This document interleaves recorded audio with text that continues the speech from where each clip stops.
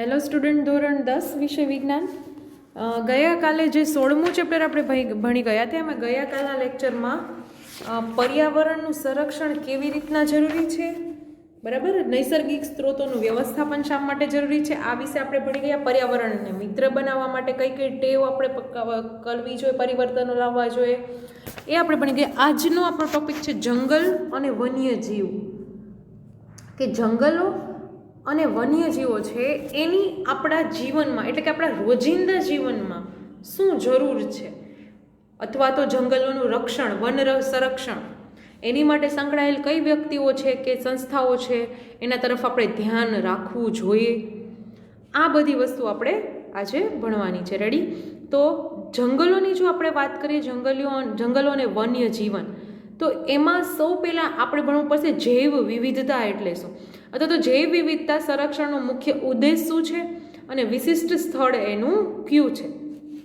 તો આ વિશે આપણે ભણીએ તો કોઈ વિસ્તારમાં મળી આવતા વિવિધ જાતિના સજીવ સ્વરૂપો એટલે કે જીવાણુ, બેક્ટેરિયા છે, ફૂગ છે, ત્રિઅંગી વનસ્પતિ છે, સપુષ્પી વનસ્પતિ છે, સૂત્રકૃમિ, કીટકો, સરીસૃપ અને પક્ષીઓ, આ બધાને સજીવ કહેવામાં આવે છે. આપણને ખબર છે, બરાબર, આપણે પણ એક સજીવ છે.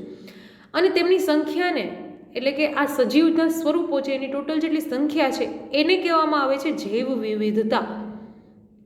જૈવ વિવિધતાના સંરક્ષણનો મુખ્ય ઉદ્દેશ શું છે?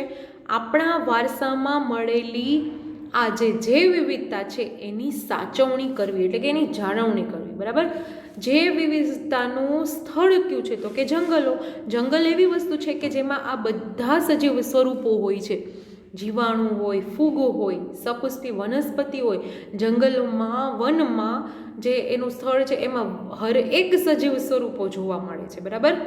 તો આ બધા સ્થળનું સંરક્ષણ કરવું જોઈએ, સ્થળનું તો સંરક્ષણ કરવું જોઈએ. આ જૈવ વિવિધતાનો મુખ્ય ઉદ્દેશ તો એ જ છે, પરંતુ જે આ જૈવ વિવિધતા છે એનું પણ સંરક્ષણ કરવું જરૂરી છે, બરાબર.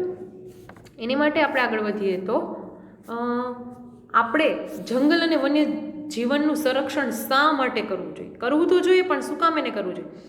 એ પહેલાં હું તમને એક વસ્તુ સમજાવવા માગું છું કે વન સંરક્ષણ માટે સંકળાયેલી એવી કઈ વ્યક્તિઓ છે અથવા તો કઈ સંસ્થાઓ છે જેના તરફ આપણે ધ્યાન દોરવું જરૂરી છે.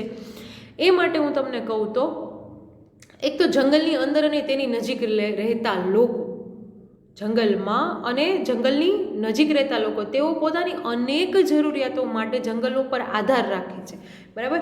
એટલે એનું આપણે ધ્યાન રાખવું જોઈએ. સાથે સાથે સરકારનો વન વિભાગ, બરાબર, ફોરેસ્ટ ખાતું આપણે જેને કહીએ છીએ, તેની પાસે જંગલોનું નિયંત્રણ હોય છે. આ જંગલોમાં પ્રાપ્ત થતા સ્ત્રોતોનું પણ એ લોકો નિયંત્રણ કરે છે, તો એની પણ જાળવણી કરવી જોઈએ. સાથે સાથે ઉદ્યોગપતિઓ એટલે કે મીન્સ કે ઉદ્યોગો માટેનો કાચો માલ એ લોકો ક્યાંથી મેળવે છે? જંગલોમાંથી મેળવે છે. પરંતુ જંગલમાં કોઈ એક વિસ્તાર પર એ લોકો આધારિત નથી, તેઓ જંગલના ગમે તે વિસ્તારોમાંથી શોષણ કરે છે. તો આનો જે કાચો માલ મેળવવાનો જથ્થો છે એ મર્યાદિત કરવો છે, જેના લીધે શું થશે કે વન સંરક્ષણ જળવાઈ રહેશે. નેક્સ્ટ છે કે વન્ય જીવન અને પ્રકૃતિ પ્રેમીઓ. પ્રકૃતિના પ્રેમીઓ એટલે કે કુદરતના પ્રેમી કે તેની મૂળભૂત અવસ્થામાં સંરક્ષણ અને જાળવણી ઈચ્છે છે એ લોકોને આગળ આપણે મોકો આપવો જોઈએ. તમને લોકોને ખબર છે કે કોઈ પણ આપણા પ્રાણીઓ, ભારત દેશમાં ઘણા બધા એવા અભયારણ્ય છે જેના લીધે એ પ્રકૃતિ અથવા તો એ પ્રાણીઓ આ બધાને એકદમ એવું અનુકૂળ વાતાવરણ મળે છે જેના લીધે પોતાનું જીવન સારી રીતે જીવી શકે છે અને એને કોઈ પણ પ્રકારની અડચણ આવતી નથી. તો આ વસ્તુના હરેક વ્યક્તિને આ સંસ્થાઓ અથવા તો આ વ્યક્તિ પર વધારે પડતું ધ્યાન દોરવું જોઈએ, બરાબર. હવે આપણે સમજીએ કે જંગલો અને વન્યજીવનું સંરક્ષણ શા માટે જરૂરી છે. એક તો આપણને જંગલ છે ને એ ઉદ્યોગો માટે કાચો માલ આપે છે, એના માટે જરૂરી છે, બરાબર. બીજું કે આપણે ફળ, શાકભાજી, ચારો, ઘાસ એટલે કે પ્રાણીઓને ખાવાની વસ્તુ, આપણા ખાવાની વસ્તુ પણ આપણને જંગલો આપે છે, એટલા માટે આપણે એનું સંરક્ષણ, એનું ધ્યાન રાખવું જોઈએ. ઔષધિઓ એટલે કે દવા, મરી મસાલા, ગુંદર, રેક્ઝીન, કાથો, લાખ, આ બધા એક વન ટાઈપ ઓફ ઔષધિ છે. અને ગુંદર એટલે કે આપણને જે આપણે જાણીએ છીએ કે ગુંદર એટલે શું છે, રેઝીન, આ બધી વસ્તુનું સંરક્ષણ કરવા માટે, સાથે સાથે કુદરતી વસવાટ પૂરો પાડવા માટે કે પ્રાણીઓનું કુદરતી વસવાટ એટલે કે જંગલ, આ એને એક એવું વાતાવરણ, એક એવો માહોલ મળી રહે કે જેના લીધે એનું સંરક્ષણ જરૂરી છે. બીજું કે ભૂમિનું ધોવાણ અટકાવવા, ફળદ્રુપતા જાળવવા. બરાબર, ભૂમિનું ધોવાણ અટકાવવું એ ખૂબ જ જરૂરી છે. નકર શું થશે કે આખા જંગલો જો ના હોત તો આપણને ધોવાણ અટકી જાત અને એના લીધે આપણે ઘણી સમસ્યા શહેરી વિસ્તારમાં થાત. તો આ ફળદ્રુપતા જાળવવા માટે, આર્થિક અને સામાજિક વિકાસના સ્ત્રોત મેળવવા માટે, સાથે સાથે આપણે ખાસ જરૂરિયાત છે કે વાતાવરણમાં ઓક્સિજનની હાજરી વધારે જો હોવી જોઈએ.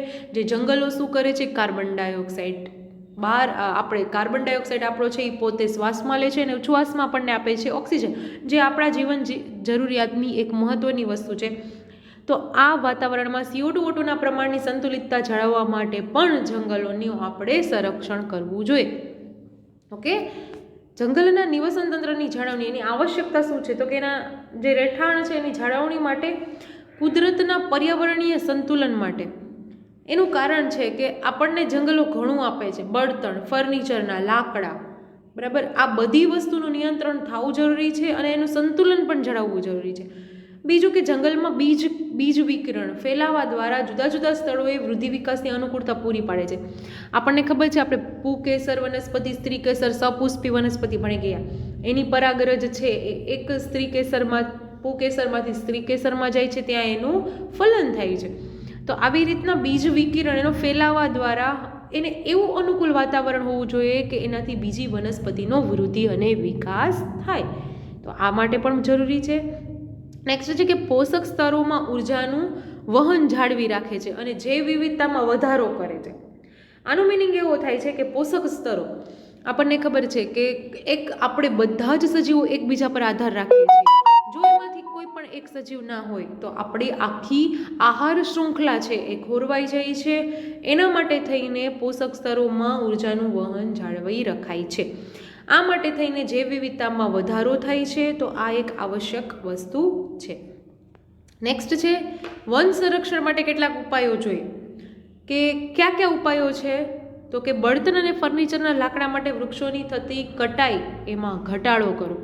તમને લોકોને ખબર છે કે ઉદ્યોગો માટે ઉદ્યોગપતિઓ શું કરે છે, કાચા માલનો બહુ મેળવવા માટે અને આર્થિક પોતાની જરૂરિયાતમાં વધારો કરવા માટે વૃક્ષોનો બેફામ રીતે એની કટાઈ કરી રહ્યા છે. તો એને આપણે ફરજિયાતપણે ઘટાડો કરવો જોઈએ. સાથે સાથે બળતણની ખેંચ, ઘાસચારામાં અછત, વ્યવસાયિક હેતુ વગેરેનું અતિ શોષણ થાય છે.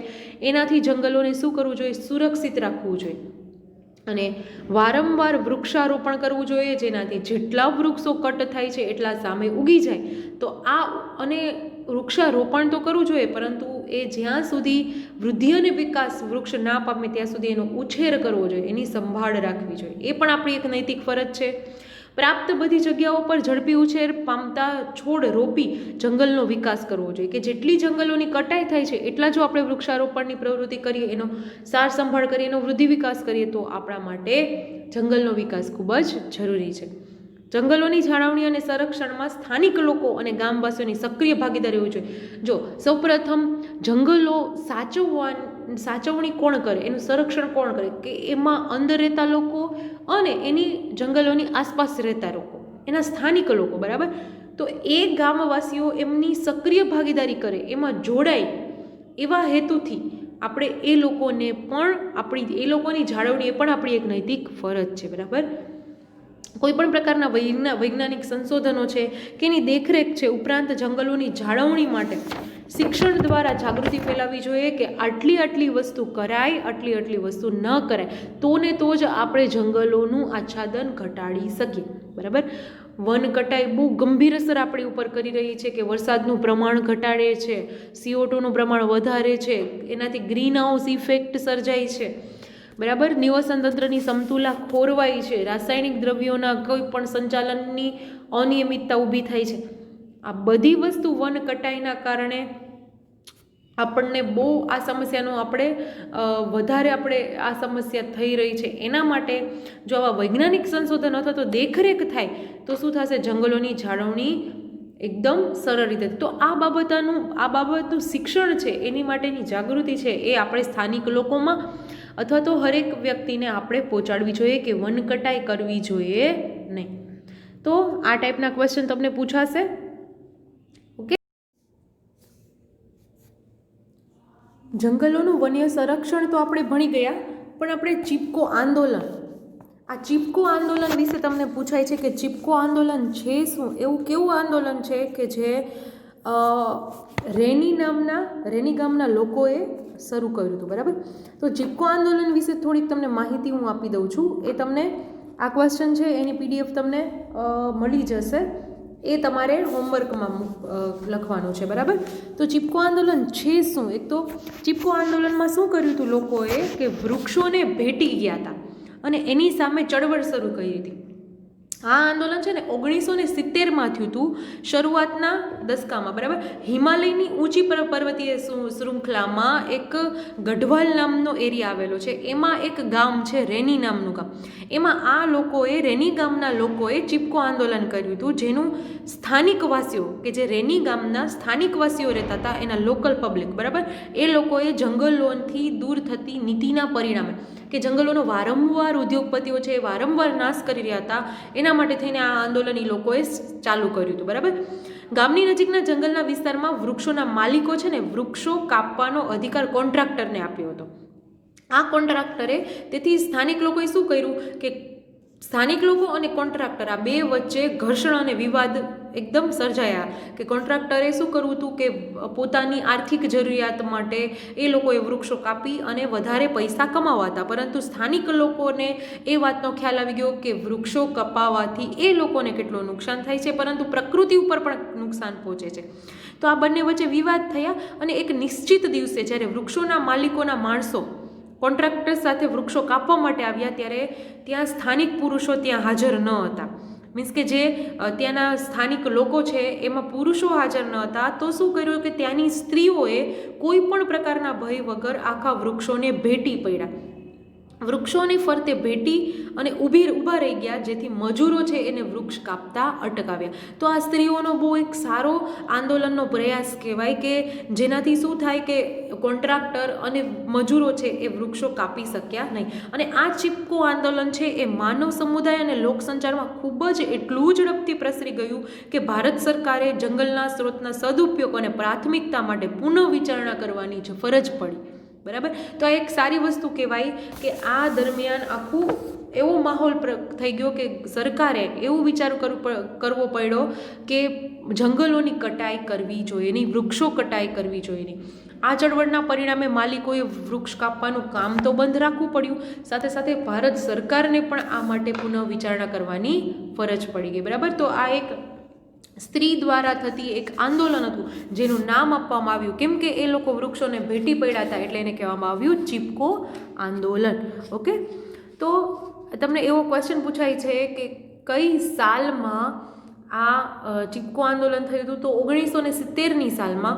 અને કયા ગામમાં? તો કે હિમાલયની ઊંચી પર્વતીય શૃંખલાના જે ગઢવાલનો એરિયા છે એમાં રેની ગામના લોકો, રેની ગામના લોકોએ આ આંદોલન શરૂઆત કર્યું હતું, બરાબર?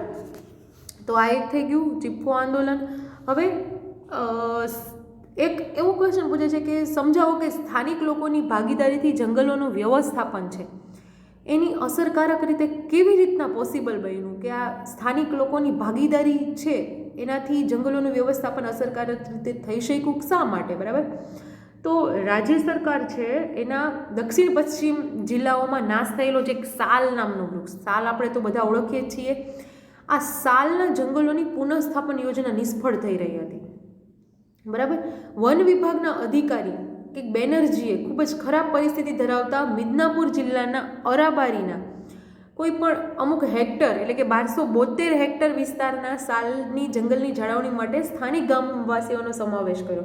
કે એ લોકોએ સ્થાનિક ગામવાસીઓનો સમાવેશ એટલે કર્યો કેમ કે સ્થાનિક ગામવાસીઓથી સરકારને ફરીથી પુનઃ વિચારણા કરવાની ફરજ પડી છે.